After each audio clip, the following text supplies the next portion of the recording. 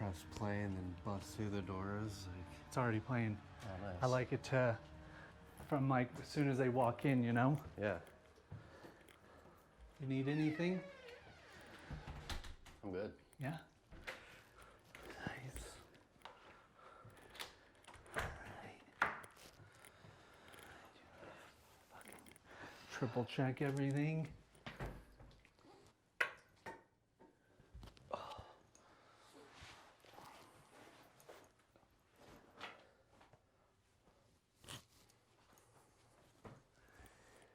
All right, man. Gosh, again, thanks. Oh my gosh. Let me grab the water real quick. Yeah, sorry, I gotta get a new chair.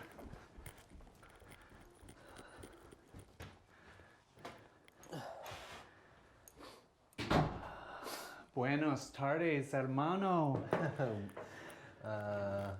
Bien? Let's test this stuff. Test. Test. Nice. It's crisp. Crispy. Here we go. Here we go.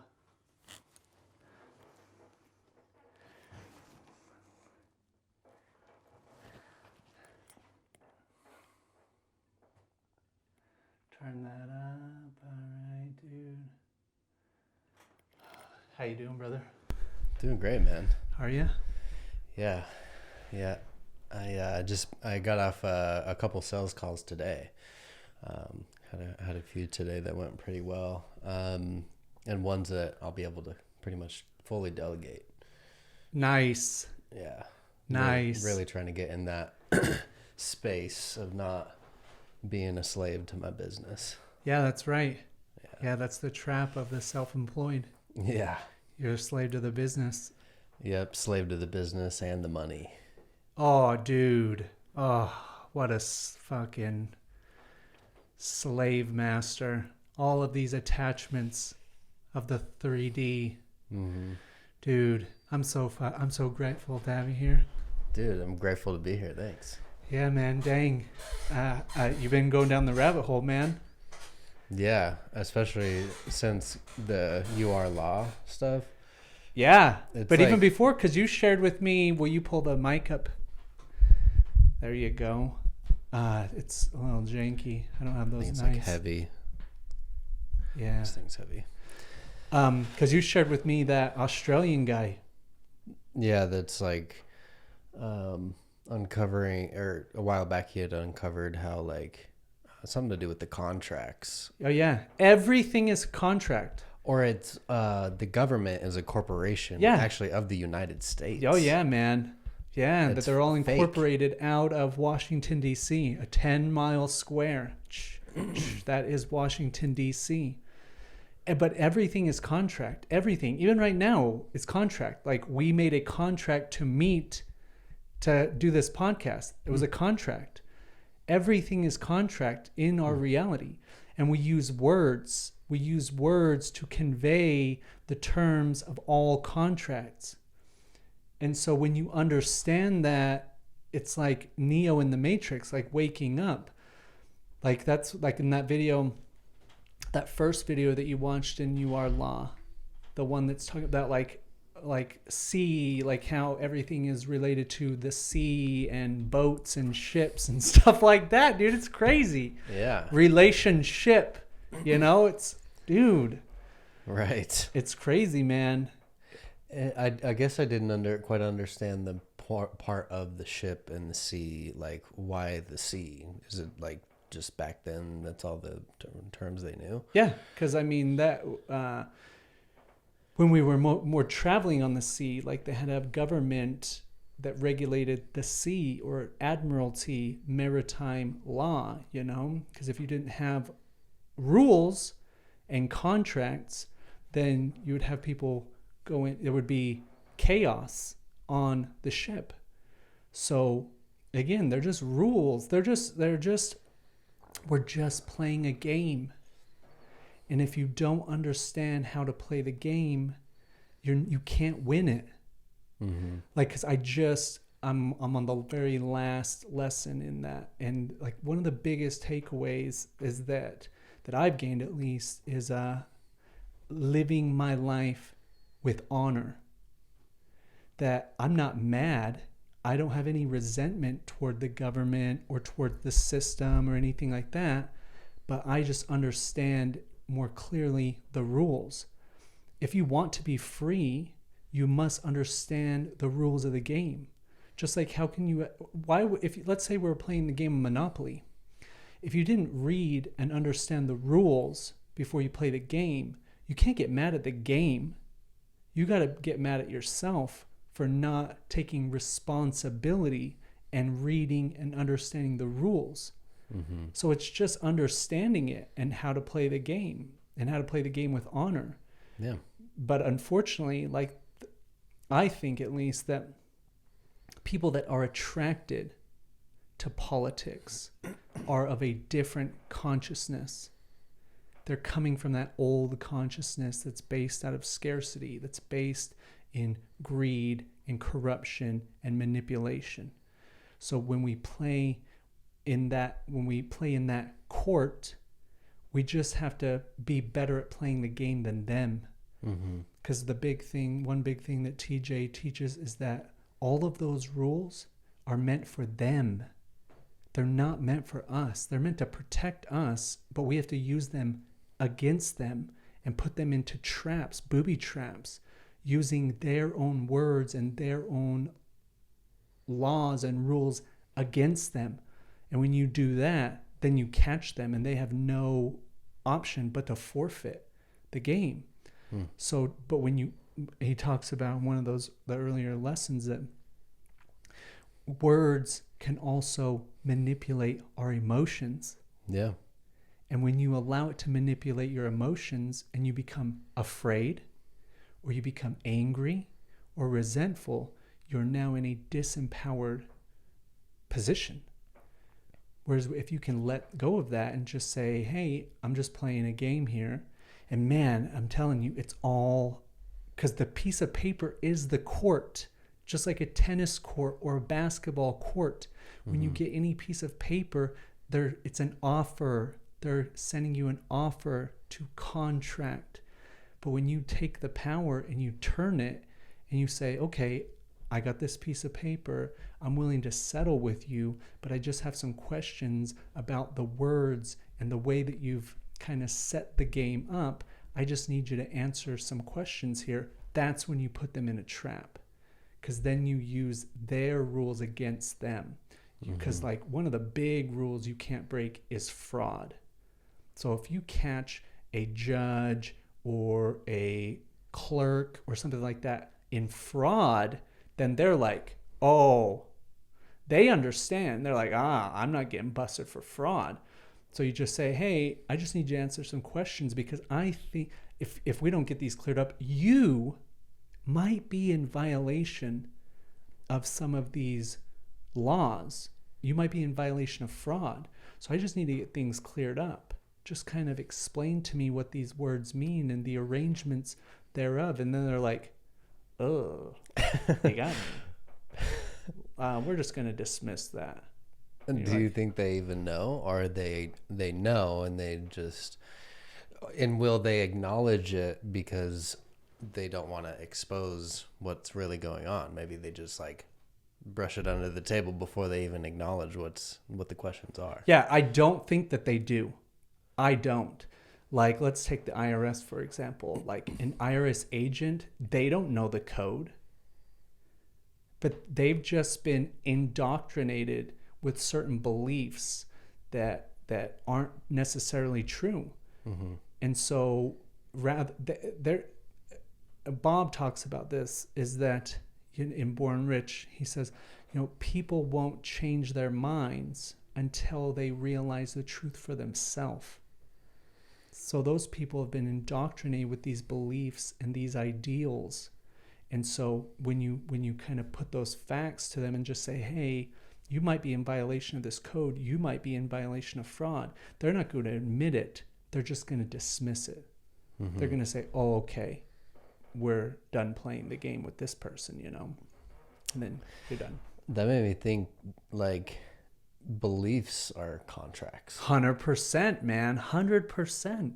And so you can, like, write new contracts Of with course. yourself. Yeah, yeah. Yeah, and then also thinking like what contracts do you already have with yourself? Right. Yeah, And yeah. then find the loopholes Right. in the verbiage that was misplaced Right. that makes that contract null and void. Boy, that's a great concept. Yeah. Just thinking about what are the contracts that you have that are no longer serving you, and then just rewrite the contract. I think there's something there, like, because for me, that perspective would be easier to understand, especially with contracts, because contracts is not layman. No, None yeah. of that stuff is like, they're talking about it, and there's like some stuff that I'm like blown away by, but at a deeper level, like, I wouldn't know what the hell's going on a contract, or what is being said that's being used against me in the wrong way or whatever.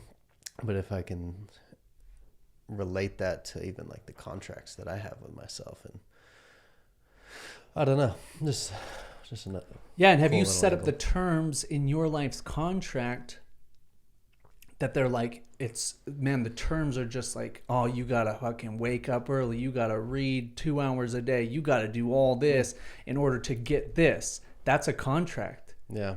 Whereas, man, wouldn't it be better to just say, oh, just because I'm alive, I deserve to have this? Mm-hmm. That sounds way better. Right. Yeah. So when it comes to marketing too, this has been coming up a lot. Todd Brown teaches, like, because there's a campaign argument, right? And that campaign argument, you're trying to get your prospect to accept certain beliefs before you make your offer, where they accept your solution as the solution to their problem. So there's one core belief that they have to have. But there are micro beliefs along the way that you have to overcome before they will accept the main one. And the way he explains it is like, it's like you are a prosecutor and the jury is your prospects. So you have to convince the jury that whoever it is in the example is guilty of whatever said crime, Right. or believe that your solution is the one for them. So that makes me think too, like, we're also the prosecutor and the jury 100%. and the judge. Yes. Yeah, he talks about that in Think and Grow Rich too, is that we are the prosecutor, the defendant, the jury, and the judge of our whole life, Mm-hmm. So why not just set it up so it's easy to win the case, Yeah. Just don't show up to court. But that not showing up is also a response. Mm-hmm. True. You always have to respond. But if you come from a place of honor and peace and love, rather than anger or resentment, then it's... Because again, he talks about is like they trigger you with these words even before you get there. You get the piece of mail in the paper, collection notice or something like that. The words, even before you open it, it's already triggering emotions. I can feel it right now. Yeah. I'm like, so rather than come from a place of peace, it's just a piece of paper. mm-hmm. And but then when you have the power that you see, just like in the Matrix, when Neo becomes fully realized and he just sees everything as the code. When you open the piece of paper, it's just code. It's just a contract. It doesn't mean anything until you contract with it. Until you start playing the game, it means nothing. But you can actually, in what he's teaching with the syntax, that you just spin it. You always come from a place of acceptance. Hey, I accept playing the game, and I'll play with you. But before we play, we have to set the rules. And in order to set the rules, I have some questions about the terms in the game. That's when you flip it. And then rather than be on the defense, you become on the offense. And then they say, I don't even want to play. because now you flipped it to a game of honor, saying, hey, I just need you to, because again, when they come in that name, your name is in all capital letters. That's not you. That is the player. That's the piece on the game board. That's not you. You are a spiritual being. It even says right in the beginning of I think the Constitution or the Bill of Rights, that you were given inalienable rights from God. Like, you don't have to prove that you're alive. You're sitting here right in front of me. You are already free. You don't have to go and ask for your freedom. It's already yours. But to play the game that we're in, you just have to know how to play it. So when it comes in, you just flip it, because they are banking on your ignorance that you don't know how to play the game. So when you see that piece of paper and it's just ones and zeros, you just start marking it up. Hey, I just need you to answer some questions here. If you can answer these questions for me, then I'll play with you. In fact, I don't even want to play. I'll just settle with you. But when they get it back and you've followed these processes, then they're like, oh, I don't even want to play. Because again, that consciousness is coming from a place of scarcity. It's coming from a place of greed and corruption and manipulation. So when you flip it and say, hey, I'll play with you, but I'm not playing by that consciousness. Mm-hmm. If you can show me a contract, so let's say, take the collection agency, for example. Someone gets a collection letter. First thing you say is, hey, I'll play. You just sent me a bill in the mail. Just show me the contract. You show me the contract with my signature on it, and I'll play. I won't even play. I'll just settle. Okay. Because all you really want is money. You show me that contract, and I'll pay it. Well, there's no contract. And then you say, hey, and here's the thing. Here's how we're going to play. If you can't show me the contract, then I'm going to come after you for fraud, because that's fraud. Now you are committing fraud to try to get money from my game piece, it's an estate. Your name in all capital letters is a trust. It is an estate. So you're saying, hey, as a good accountant or a good trustee for my trust or for the estate, it's my duty or responsibility to make sure that people aren't taking advantage of the estate.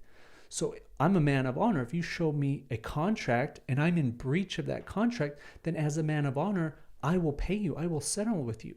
But if you can't show me a contract, you are committing fraud. And if you don't drop the contract, then I'm going to charge you for trespassing on my property. Would you have to own your straw man to do that? Because aren't you technically property of the government with your birth certificate? You're not. Well, the trust, all caps person. Right. In fact, if you look at the back of your Social Security card, it says this is not your card. It's not. The trust belongs to the Social Security Administration. So yeah, you're just the trustee. You're not the owner. They're the owner. You're the trustee. The trustee is the person who just does the business. What they're trying to do is they're trying to manipulate you to become the surety. The surety is the person that takes liability or responsibility for the trust. I say that's what all these documents and things do. You're just separating yourself, saying, hey, I'm not the surety. I'm the trustee. I'm the administrator. I'm the executor of the trust. And it's my responsibility to make sure nobody's ripping the trust off. So again, just show me the contract and we can play. But if you can't show me that contract, then you might be in violation of fraud, mail fraud, different commerce law and stuff like that. And so when they see that, dude, no one wants to play. They don't want to play. Because again, fraud is a major crime that judges, collection agencies, nobody wants to mess with fraud. So when you start throwing that around, and then you have a legitimate claim, like they don't have a legitimate claim. So how would you define fraud? Fraud is trying to manipulate someone for gain. So the collection agency, they bought the debt from whoever you owed the money from. So they're trying to manipulate the situation to get money from you because they're charging you fees, they charge interest. So that's fraud. They're trying to manipulate the situation. Hey, I have a contract with Chase Bank. I don't have a contract with you. You bought the debt from Chase Bank. So as far as I'm concerned, Chase Bank has already been taken care of. Mm. Even if Chase Bank decided to settle for pennies on the dollar, that's between you and them. It has nothing to do with me and the estate. The estate is now off the hook. So now I'm going to go after both of you. Mm. Yeah, it's a wild game, man. It's wild. Hmm. But again, like I use this word lightly, but like as a warrior, as someone that's taking responsibility for their life, it's like you just have to understand how this game is being played, you know? Mm-hmm. And it's not about coming from a place of anger or resentment. It's just saying, hey, this is just part of the game. Yeah. And that's okay, you know? There's some part of the Masterful Man program. And this week they talked about like the 4 different archetypes, which are like king, magician, warrior, and the lover. And there's actually a book on it. And on YouTube, there's 4 different videos that explain the different archetypes based on the movies that are out there.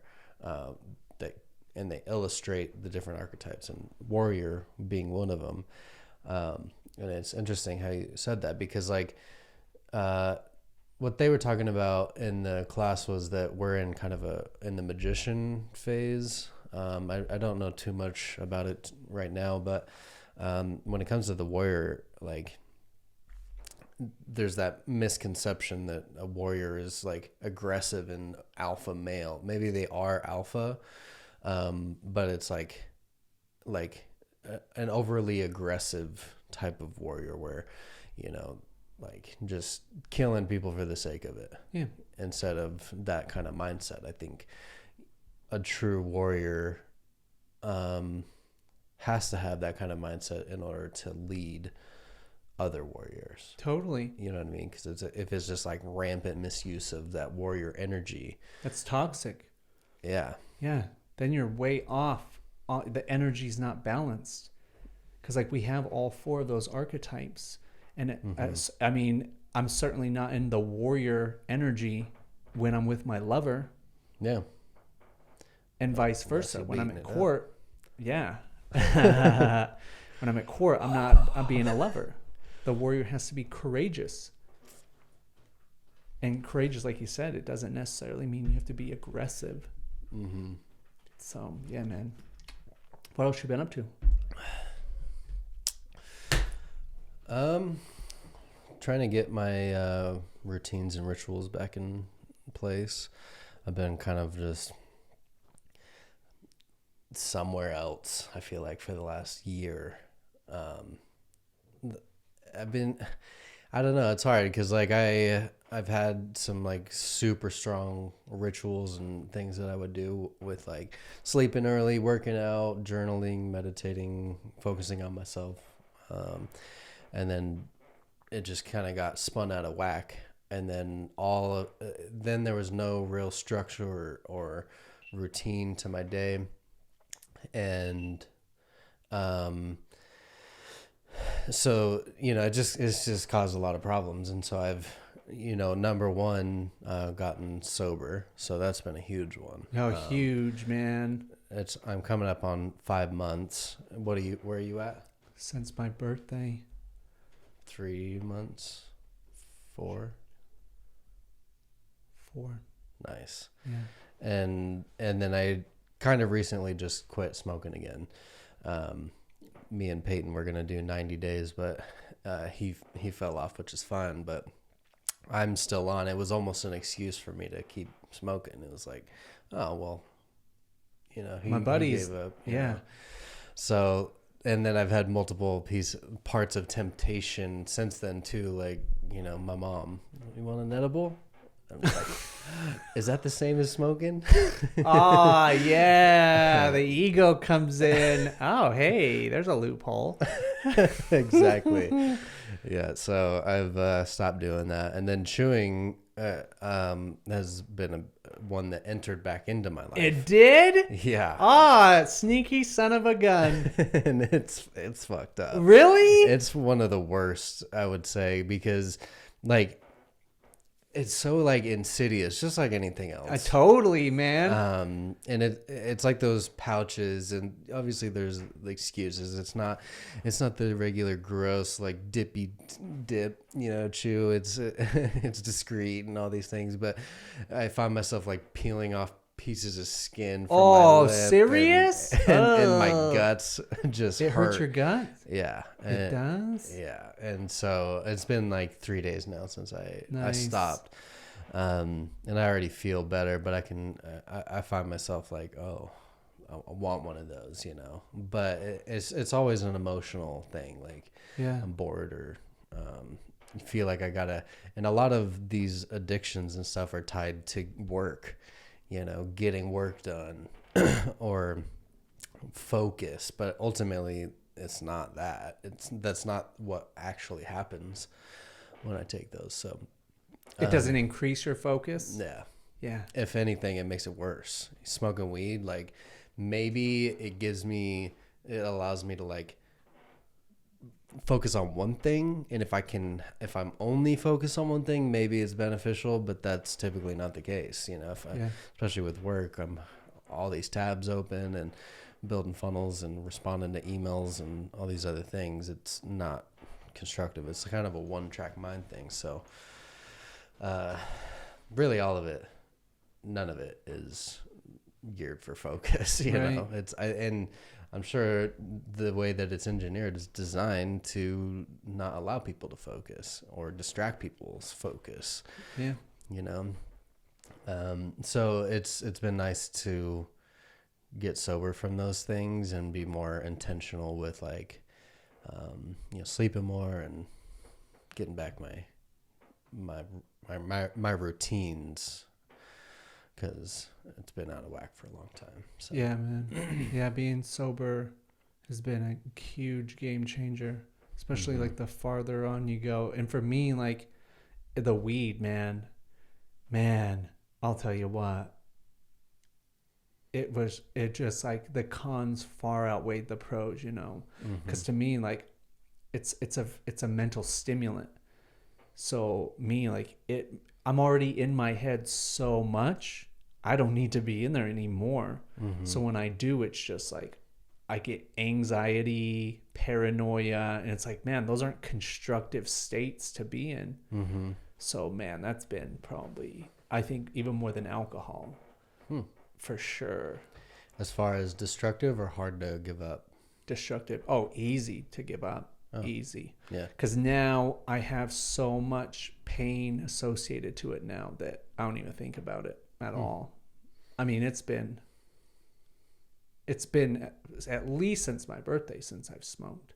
Nice. Or even because like I went on this road trip with my mom and grandma, and I brought a bunch of edibles for like me and my grandma. We didn't even touch them.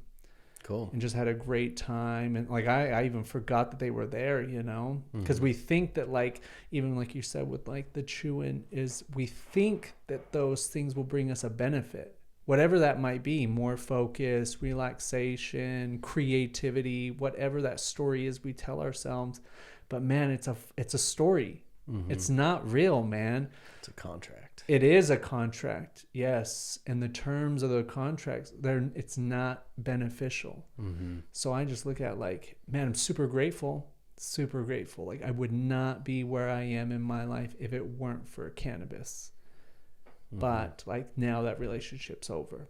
Like I can say it's a great tool. It's a great medicine. But for me at least, to me, like sobriety and moving on a different path, Yeah. Yeah, I mean, I think it can be good for the purpose that I think it's for, and ritual. Yeah. Oh yeah. Ritual. It's sacrament. It's a tool. If you're using the fucking tool every day, It's gonna dull, and right? you're fucking using the same knife every single day. Yes. It's not gonna cut anything. Yeah. It's the same as someone that's popping pills. It's no different. Like you're trying to change your state, and so yeah, it's been profound, man. Are they having the retreat this weekend? Yeah. Are you and you're going? Nope. Oh, you're not? Nope. Why? It was just too much pressure. It was like I've got a lot on my plate right now. Yeah. And then, I don't really want to sleep outside. It's pretty cold. It's outside? Well, so Mark, his place, they have the space, but it's not really ready for a lot of people to come and stay inside. Yeah. So that's one piece. It's not a big piece. I don't mind sleeping outside, but that was kind of like all right, no, I don't want to go. It would be nice, but it just didn't feel right. There was just too many uncomfortable feelings about it. Yeah. So I decided to not go. Let me ask you this, because even like at the last ceremony, like I was really wrestling with it, and like, why do you continue to take it? Why do you continue to go to the ceremony? Because of, number one, the experience. I love the experience. The community aspect. And then I've walked away with some pretty big takeaways, whether that be things I do in my day-to-day, or just, certain beliefs. And I don't know. I think the process as a whole has been super beneficial. And then even I took that combo, which is the frog venom. Yeah. And so Om talks about how that's like is really helpful for people who have like heroin addictions or really addictions at all.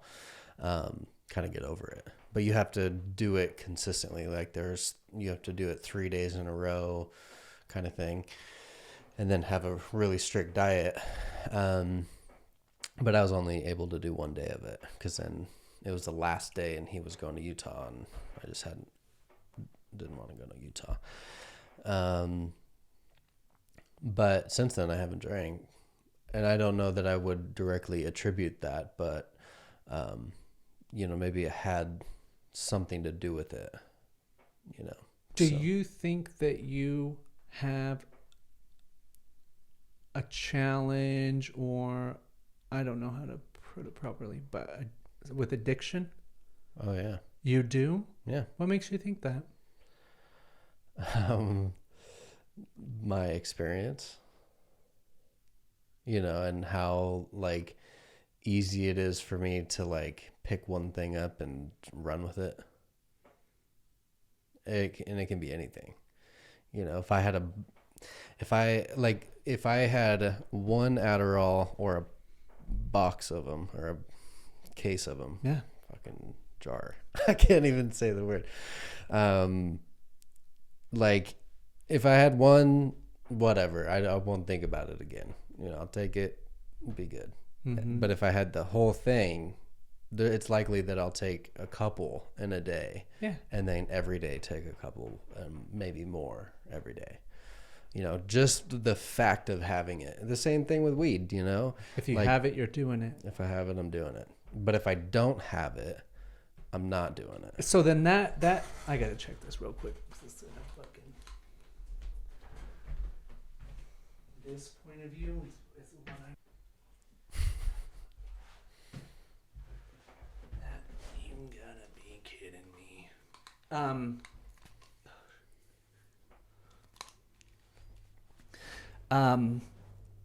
That's why I'm asking, because for me, like, an addict is someone that's seeking it out.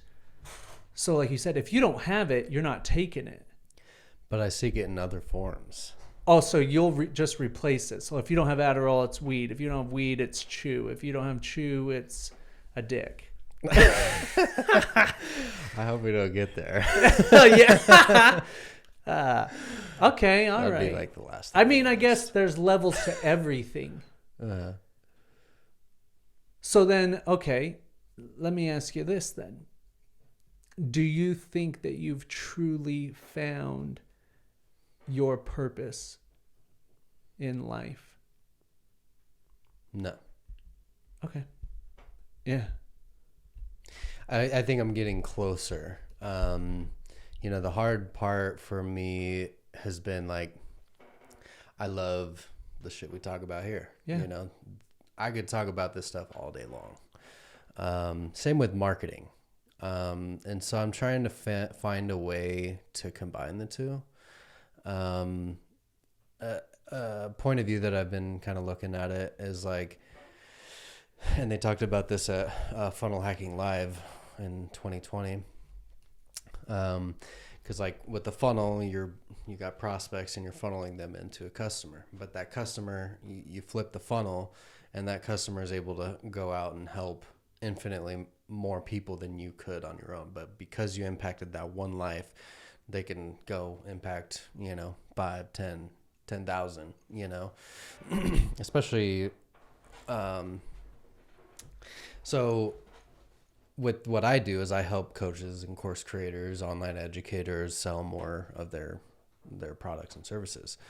And so if they are able to have a greater impact, they're changing lives. So I'm looking at it from Right. I see what you mean 100%. Yeah. So it's not even for my clients, it's for my client's clients. Right.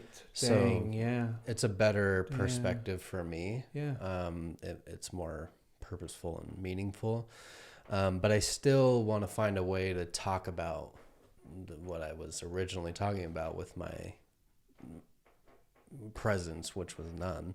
Back when we got started with like self-awareness and self-love and even stuff like this. Like, I don't know that I would directly talk about it, maybe, but, and I think once I get into more of a coaching role, I would have more purpose with it. But being the one doing the work, especially working for one of the clients that I have now, it's just like, it takes all the fun out of it. Yeah, because it's a shitty dick to suck. I'll keep that to myself. Because it's the money. Like within the very beginning of our conversation, like we have to make the money. So it's like you're doing what you're doing to make the money. So you have to kind of go through and do things you don't necessarily like because you need the money. Whereas really and because you're doing something that you don't necessarily like, when you're in the doing something that you don't like, you're feeling feelings that aren't necessarily in harmony with your greatest self. So then we use the substances thinking that that's going to get us a little bit of relief, a little bit of joy, right, in that muck and mire that we're in. Yeah, and I definitely find that I have passion because I've been on more sales calls in the last 2 months than I have my whole business, and I've been doing this for 3.5 years, not that I've had a shitload of sales calls even. That's what basically my point is. For the most part, I haven't had a lot of like sales calls. It's just been kind of like, been going with one client for a long time. I've had some referrals here and there and made it work.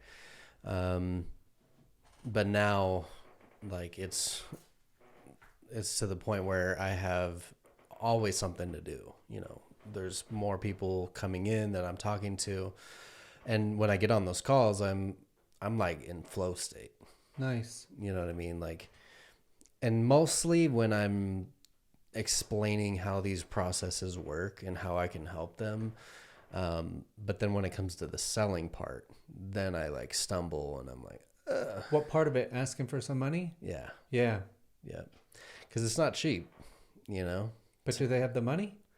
Yeah. You find out you know that they have the money? Yeah. Huh. Yeah.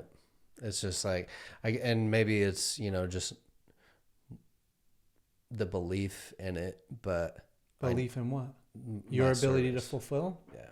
Do you believe that you can fulfill? Yeah. Yeah. So that it's weird that that's even there. Well, I mean, I think there's steps in the sales process, and asking for the order is just one step. Mm-hmm. And so, and actually, it's a step a lot of people get hung up on. Right. So yeah, asking someone for some money can be challenging. Mm-hmm. Hey, will you give me 10 grand? No. All right. Well, that was awkward. 9? Yeah.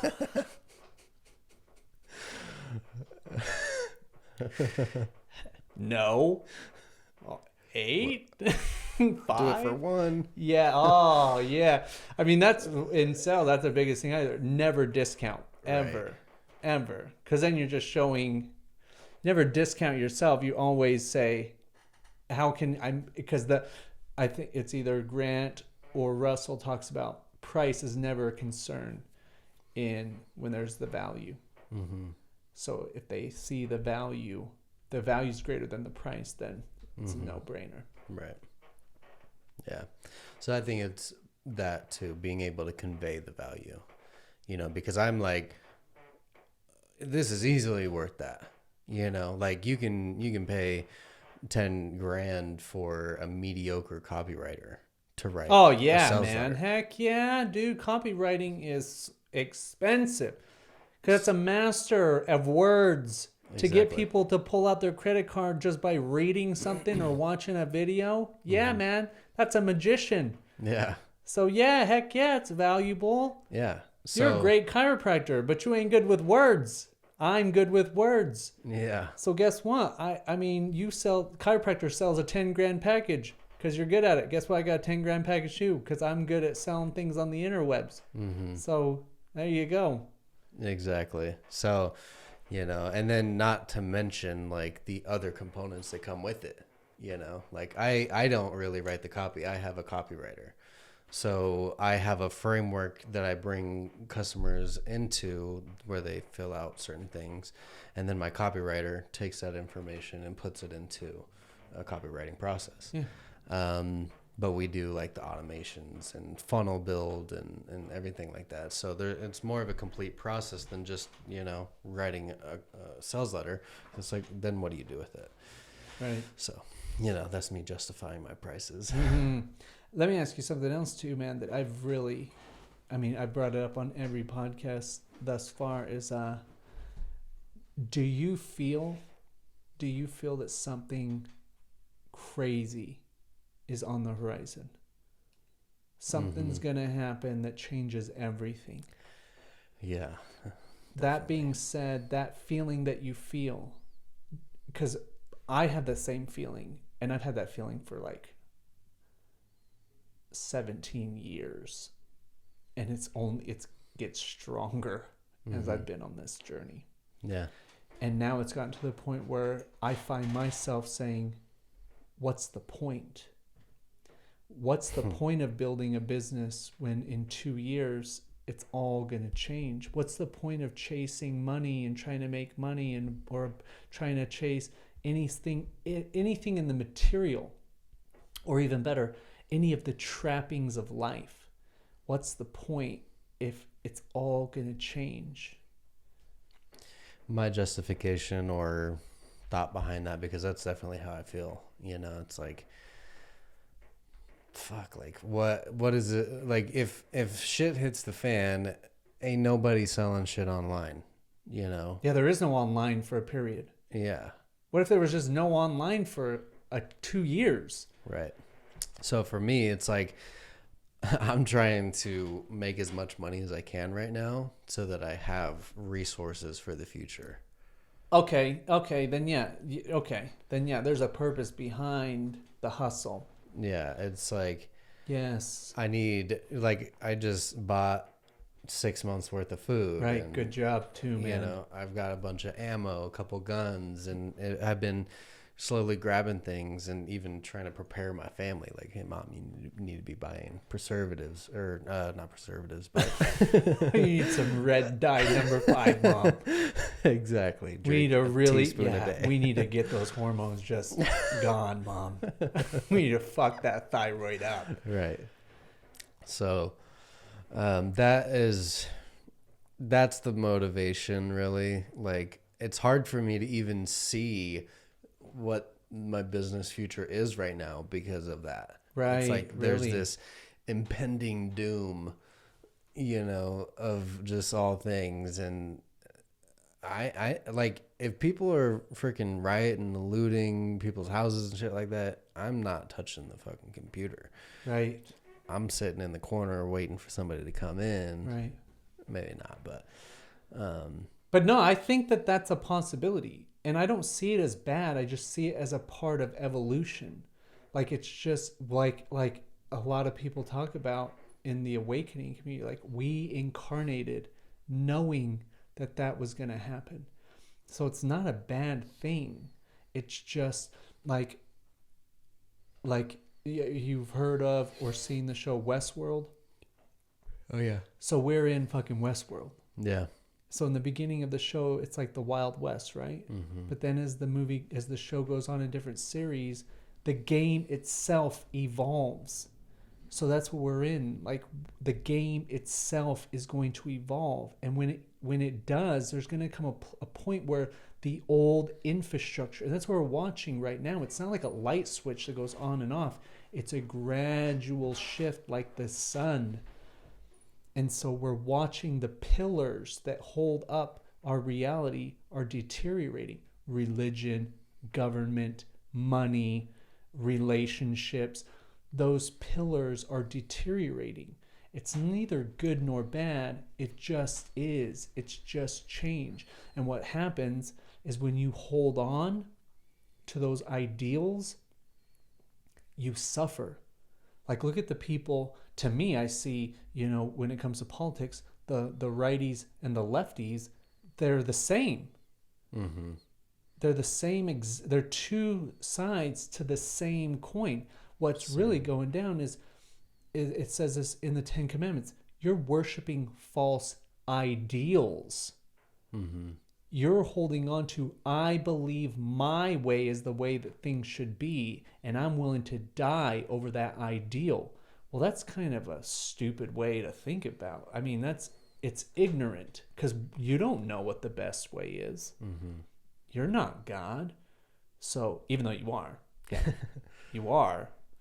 But in order to reach that godliness, you have to not have any attachment to say, because me, when I look at, like, I'm like, I actually agree with both of you. You guys both have some pretty good points. Guess what? I believe in total freedom, total liberty, and I believe in being conservative and being responsible. Like, you guys both got great points, you know? That's why I never vote for either of you, because it's all good, you know? It's all good.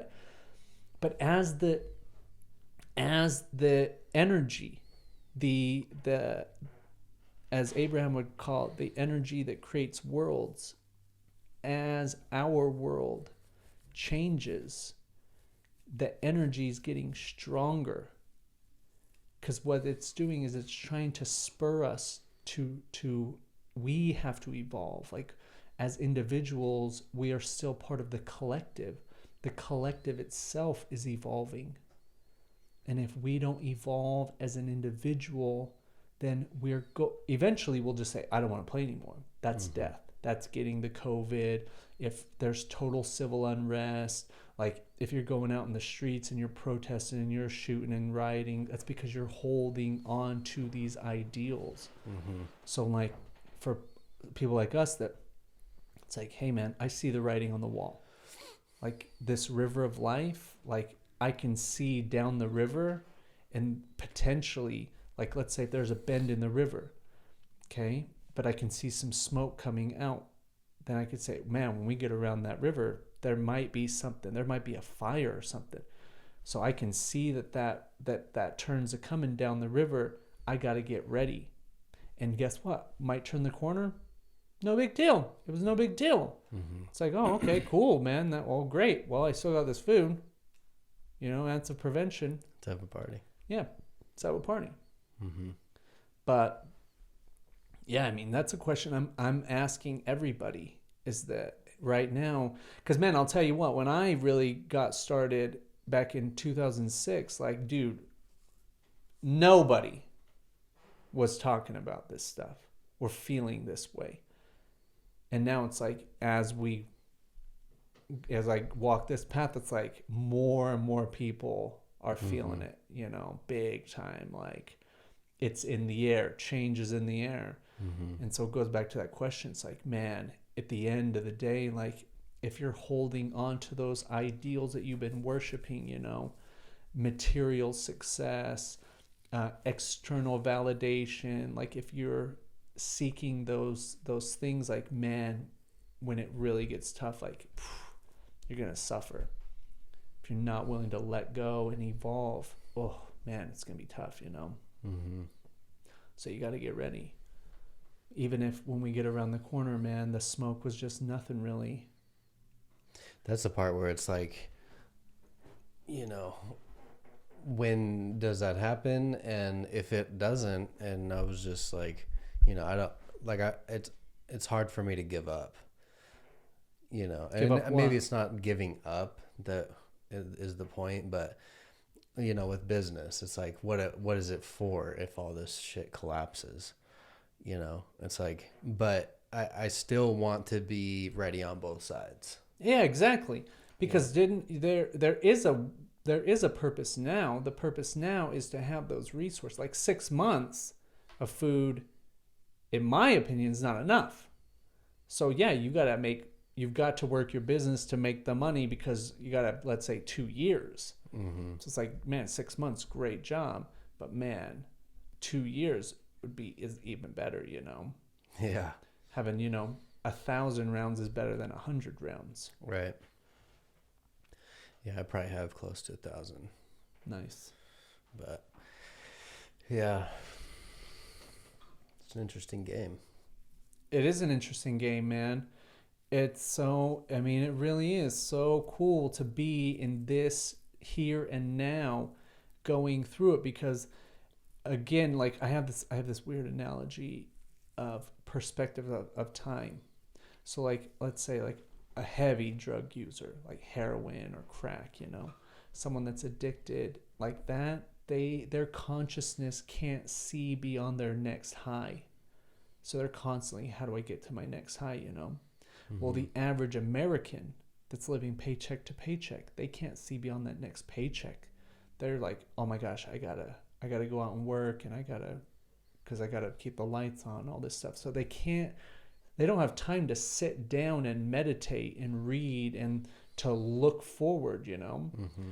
Whereas someone that's free, you could look 10 years, 25 years, 50 years into the future. That's when you can see down the river.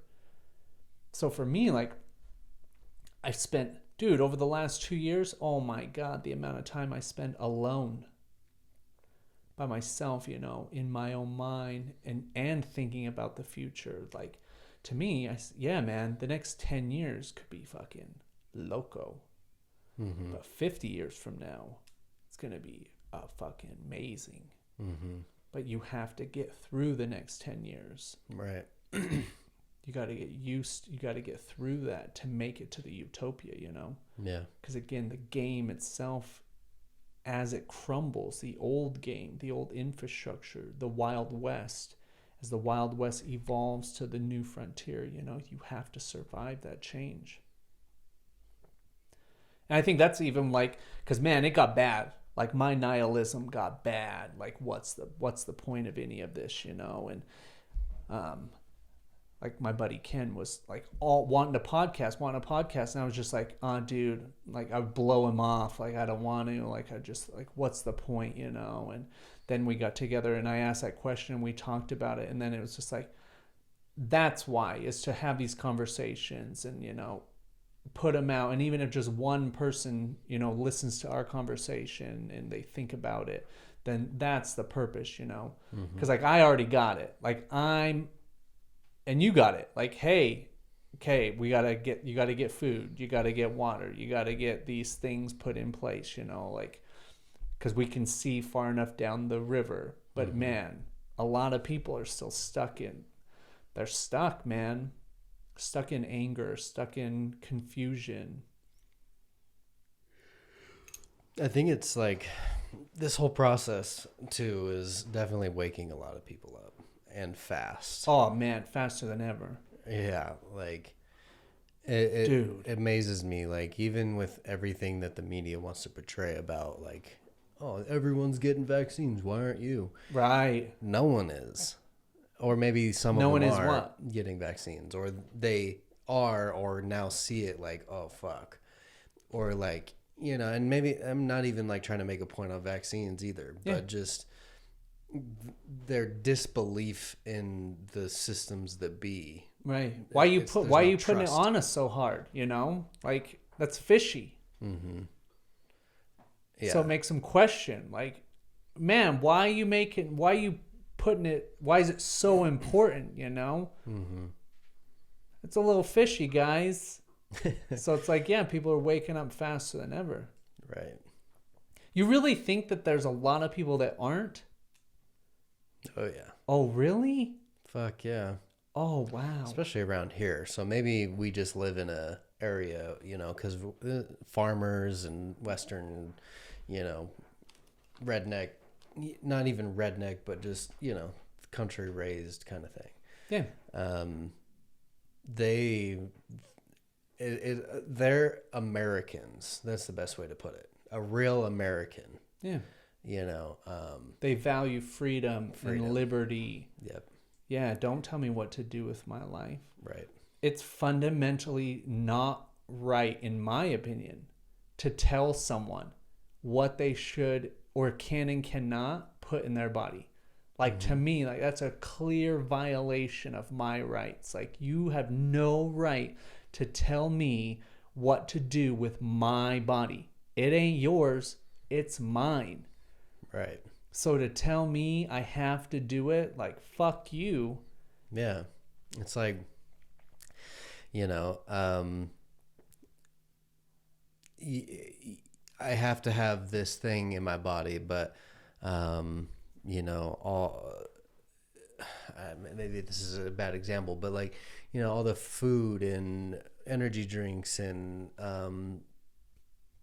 porn and all this other shit that is literally, we're consenting to that stuff being in our bodies. It's just a different story. If it wasn't so like fucking forced, right? Maybe people would have done it. It's just like the flu vaccine. I think, I don't know much about it. I think I may have gotten it once, but that's not fucking pushed, right? So people go get it. Yeah. And this isn't advice if they choose to get it for the people. Yeah. That be. But yeah,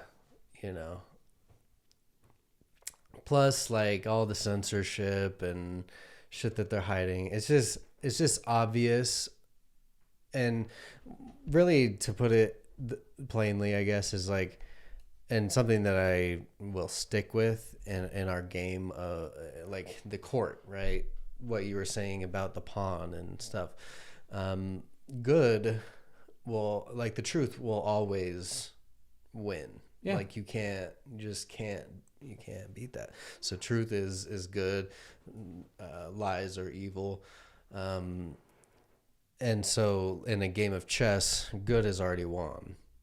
And evil has a few plays left, but either way they go, they've lost. It's like that one video you sent me. Exactly. That no matter what, in the end, they lose. Right. They've already lost. Yeah. In fact. And they know it. They know it. And they're scared. Right. They're scared. Right. So they're doing everything they can to keep a hold of their control and their power. But it's like, dude, you guys are on a sinking ship. Doesn't matter. Doesn't matter how hard you try or use your will. The ship is sunk. It's already sunk. You guys are all dead. Right. It's just a matter of time. So you either jump ship and get to land, or you just sink with the ship. Right. That's what I mean. Is that ship are those ideals? Because that ship that's going down is religion, it's money, it's government, it's these things that and it talks about this in the Science of Getting Rich, is that it got us to where we are right now. Yeah. So be grateful for it. Right. But it's like, dude, it's an outdated operating system. It's like I'm not trying to force an iPhone 1 to work. I'm not trying to force the newest operating system onto the iPhone 1 and use it. It's like, oh, it's obsolete. I just get a new phone. Yeah. So it's like you said, and that's what goes back to the people waking up. They're the ones jumping off the ship and swimming to the shore. Because like we're on an island. And we're like, hey, you guys, your ship is sinking. Yeah. Hey, come over here. Right. You know, it's going to be great. We're having like barbecues. Yeah, and man. Like, what the fuck? What are those guys doing? The ship ain't even got like mac and cheese. Yeah. Dude, but they give you a check. They're giving us checks, though. Yeah. They're giving us checks. You guys ain't got no money over there. We don't need it. Yeah, dude. Yeah, we don't need that. Because here's the thing. Going back to the full circle was, it's all consent. Like, man, the people don't realize if you just stop consenting, just stop playing the game. Like, guess what? Stop paying taxes. If everybody stopped paying taxes, dude, what are they going to do? You ain't going to do anything. Right. Like, another big thing that's, man, happening big time is police are quitting. So all of their minions are quitting because they're waking up. So they're losing power, you know, all of these people that are like, oh, dude, all these, dude, New York City, 70,000 health workers that are going to be let go because they're like, oh, dude, I'm not getting the vaccine. So it's like, in fact, this goes back, another point is every shot they take backfires and hits them twice. So when they say, oh, homeboy gets on the TV, you guys have to get it, it just backfires because they can't even see far enough to see the effect of all of their actions. So when you say that, they didn't think far enough. They're so stupid. They didn't even think far enough to say, oh, guess what? You got all these police officers that are going to quit because you're making them do something they don't believe in. Healthcare workers, they're going to quit or get fired. Dude, you couldn't even look that far. It's like, oh man, you guys are stupid. Well, plus like with the social media landscape and people having real influence, like the people with influence are standing up. Real and they have influence. More influence Whoa, than the yeah, president. yeah. Whoa! Like someone that's just a Nicki Minaj fanatic. Right. She had said something recently. Is like, I don't give a fuck what Joe Biden says. Nikki, what do you think? Right. Dang. Whatever they say. Whoa. You know, and so Nikki's like, pro-choice, pick what you want to do. Right. And so they came after her for saying that. Right. Yeah, the Joe Rogans, the Nicki Minaj, who's that one guy, Russell. long hair? Oh, JP. Yeah, dude. Yeah. All these people you're right. They got more followers than the president. They have more influence than the presidente. Mm-hmm. Dude, that's powerful. And even if you look at like some of the YouTube like videos that the president has posted, there's like 10x more dislikes than there are likes. Oh, no way. Yeah. Oh, wow. That's powerful. Right. Dude, it is, man. They're done. You're done. Yeah. I mean, there are people that I think are just, they're committed to the sleep. Oh, yeah, man. But no big deal. And as a lot of people are stating now, it's like, we're not even trying to wake up the sheep anymore. We're waking up the lions. Right. Whoa. So, and ultimately that's what it is. Because the sheep are so and I hate that word. Like, I don't like calling people sheep. Right. It's like degrading. It's am I better than you because I'm a lion? You know, I was Right. probably a sheep once. Yeah. You know, and maybe that's just a label I'm giving myself now. Yeah. You know, so. But yeah, I like, and when it comes to like even the words and shit like that we're learning in this program, um, you are law. It's like they were using that trickery against us, but because we have so much influence with our word and people know that they have influence with their word, they can use it for the right things. Right. They may eventually get censored, and that's happening. But there's other outlets, you know, there's different ways that people are connecting. Like in Colorado, there's this guy, Ian, maybe it's Ian. I forgot what his name is, but he owns a gym. And he's been open since this all started. They've fined him like $100,000 or more now. But he held a conference in Colorado, and the place was packed, and they were talking about anti-government and all these things. And you know, stadiums in like across the world, or in the United States, football games, people are chanting "fuck Joe Biden." You know. Oh yeah, I've seen that, man. You know, Dude. and that's not like a Trump or Biden thing Right. for me. I don't think either of them are a good idea, but just the fact that people are like speaking out like that, you know, NFL players, NBA players, they're speaking out against how they're not going to get it and why it's stupid that they're forcing it and all these things. So people with influence have more influence than the government. Yeah, wow, that's so wonderful. The only influence they have are is the people that tune into it. Right. And the people that are tuning into, that are fully plugged in, I mean, again, you don't try to change them. That, hey, hopefully you get unplugged in this lifetime so you don't have to go through it all again in the next one. Mm-hmm. But man, again, it goes back to that video. It doesn't matter what they do. They lost. Something someone else said, I don't know who it was talking about how like these people that run the powers, the elites or whatever, are like old as fuck. Oh yeah, man. And they're getting ready to die. So Yeah. that's why there's a lot of pressure for them to, you know, make us complete slaves and just bleed us dry of every fucking resource that we have so that they can just keep this fucking thing going. But, you know, I don't know.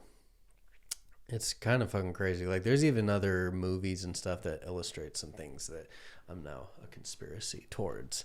Like You what? know, like, there's a movie, I forgot what it's called, but these people are able to, I think it's in their dream, like transport and go different places, and then there's these like Illuminati like people that the way they survive is off of the fear of people. So like they will get a little kid, and it's usually little kids, and they'll like take him out to this abandoned area and like start torturing him, and through that torture and those screams they're able to suck that energy into themselves and then become young again and vibrant. That's a movie? Yeah. Oh, I could never watch that. Yeah, it's not even like scary. It's just like, it's like, whoa. And I don't know. That is what they're doing. Because their only tool is fear. Right. Because when someone's full of fear, they're disempowered. Mm-hmm. So they're taking that Right. and feeding off of it to try to accomplish their agenda. Because they're so blind. Mm-hmm. All of these old dinosaurs are just blind to what they're doing, you know. But when you've been doing it for so long, you don't know. You think that your way is the best way, you know. Yeah, for themselves. Right. It's Yeah, very a selfish endeavor. It's not like get this COVID vaccine because we really want to protect you. Right. It's not about that at all. It's like you are a sheep, now you'll be a sheep forever. Yeah. Get it because I'm getting paid Right. to promote it. Dude. Yeah, we could fucking go for hours on that. Oh, yeah, man. But again, man, what's the point? It doesn't matter because they lost. Yeah. Game over. Yeah, and I think, like you said, the one person that hears this that goes, oh, you know, that's what the purpose is. 100%, man. Nice, bro. So what do you got going for the rest of the day? I got a few things to do on one of my clients' funnels, and kind of want to maybe go work out or just take the day to myself. Nice. Kind of thing. Just lay low and keep working on those practices of just those routines. Yeah. I just got back into the gym. Nice. For the first time this year. Yeah. Yeah. How's it feel? Good. Yeah, man. And slowly get back into jiu-jitsu. Like, dude, that's all of my finger will move. So that's healing. And just like yourself, man. Because, man, I was just a glutton for pleasure over the summer. Actually, like this whole year. It's just like, dude, what's the point of anything? Like, eat, drink, and be merry while the shit burns down, you know? Yeah.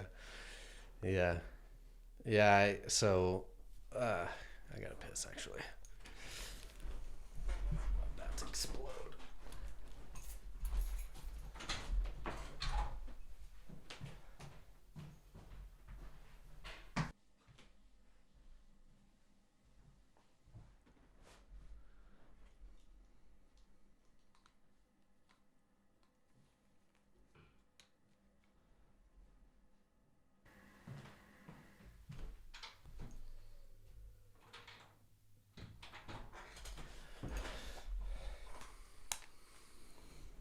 What were we talking about? I don't know.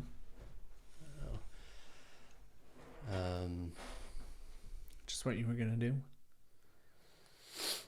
Yeah. Oh, getting back on our routines and stuff like that. Oh. So, the girlfriend situation. And? So, the last time I talked to you, I told you that situation. Yeah. It was a little extreme. So, got back together with her. And then, a lot of things have been just making it so obvious that I can't be with her, and so it's been like 5 days now since we've been broken up again.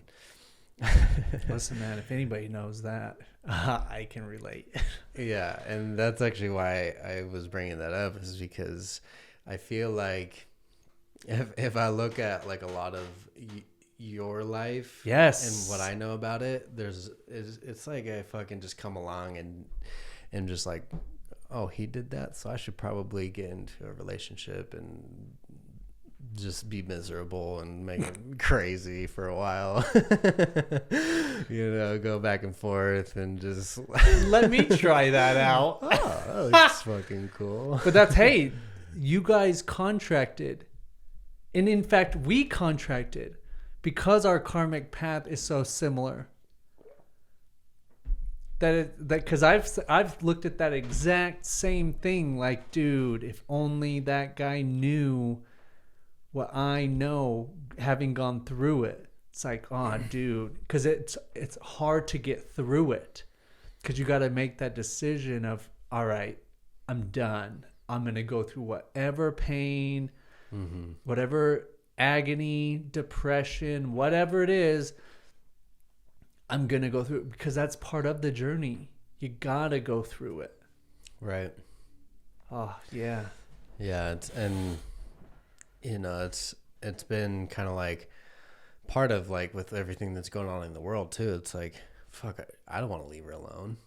What if shit hits the fan? I want to make sure she's fine. But also like, I don't want to hurt her and all these things. And for the most part, I don't think it has much to do with me. As far as like, but I think it does, as far as like, my emotion towards her. Like, I love her, but it's not like, fuck, I need her back. Like, it's more like the way I think she's feeling or assuming she's feeling. But, it's just, there's just a lot of clarity. Couldn't that also be a lesson you're here to learn? Is to have that boundary. Like, you can care and love for someone and not be with them, Like with me and Danny, like I'll always care about her.